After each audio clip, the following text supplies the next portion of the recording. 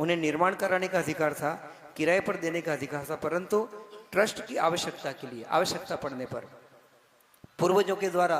दान दी हुई संपत्ति का वर्तमान में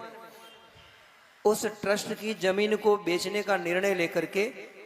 उन्होंने एग्रीमेंट टू सेल डीड किया और अभी 3 दिन पहले ही उसका सेल डीड हुआ है। तो गुरुदेव समाज की संपत्ति जो पब्लिक ट्रस्ट के तहत रजिस्टर्ड है, बॉम्बे पब्लिक चैरिटेबल ट्रस्ट 1950 के तहत रजिस्टर्ड ट्रस्ट है, जिस प्रॉपर्टी को न बेचा जाना चाहिए, केवल सामाजिक और शैक्षणिक उद्देश्यों के लिए रखना चाहिए, परंतु उनके वारिसदारों और ट्रस्टियों ने मिलीभगत करके इस जमीन को बेचने का निर्णय लिया और बेच दी गई है। गुरुदेव पूना शहर में नहीं अपितु पूरे भारतवर्ष से कई साधुओं ने इसके लिए आशीर्वाद दिया कि एचएनडी बचाओ, उस जमीन को बचाने के लिए, और वहाँ भविष्य में क्या हो इसके लिए पूरी योजनाएं बन रही हैं। इवन कोर्ट में रीट भी दायर कर दी गई है और 17 तारीख को एचएनडी से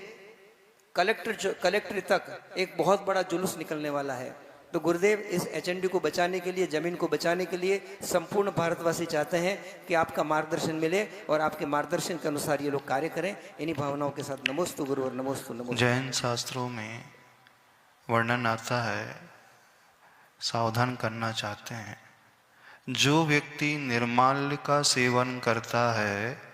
वह अपने भवों को पतन के गर्त में डाल देता है। धन्य कुमार चरित्र पढ़िए। पूर्व भाव में उस धन्य कुमार के जीव ने मंदिर की सामग्री का, निर्माल्य का सेवन किया था और उसका प्रभाव उसे नरक गति में जाकर के दुखों को भुगतना पड़ा था।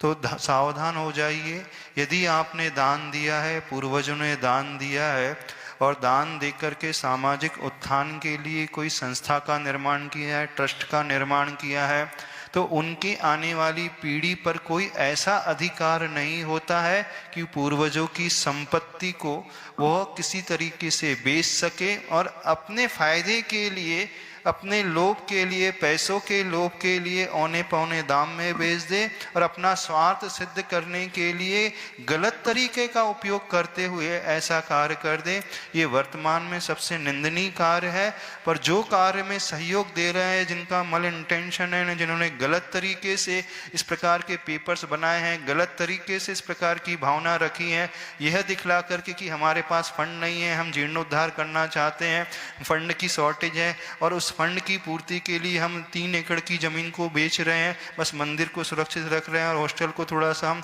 रीडेवलप कर देंगे, एक multi storey high rise building बना करके। उनका उद्देश्य तो उस पैसे को कमा